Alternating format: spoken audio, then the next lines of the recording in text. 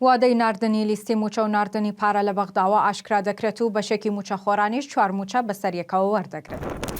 لە بەغدا دابەشکردنی موچە دەستی پێکردو و هەرێمیش سەرقاڵی ئامادەکردنی لیستی موچەیە. بە پێی زانیاریەکان بڕیارە لە 48 کاتژمێری داهاتوودا لیستی موچە بگاتە دەست وەزارەتی دارایی عێراق.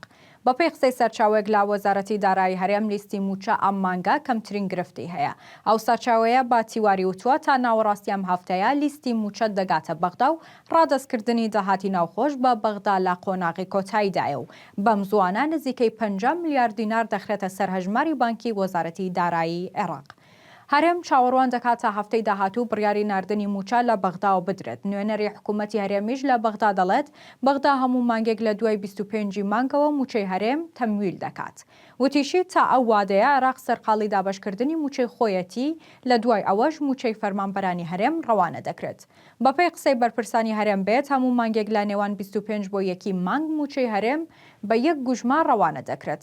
مانگانەش لە ڕۆژانی کۆتایی مانگ و سەرەتای مانگی نوێدا دابەشکردنی موچە لە هەرێم دەست پێ دەکات. هەر بە پێی زانیاریەکان بۆ ئەم مانگە بڕیارە بەشێکی خانە نشینان 4 موچە بەسەریەکەوە وەربگرن کە خانە نشینە نوێەکان و خراونەتە ناو لیستی موچەوە.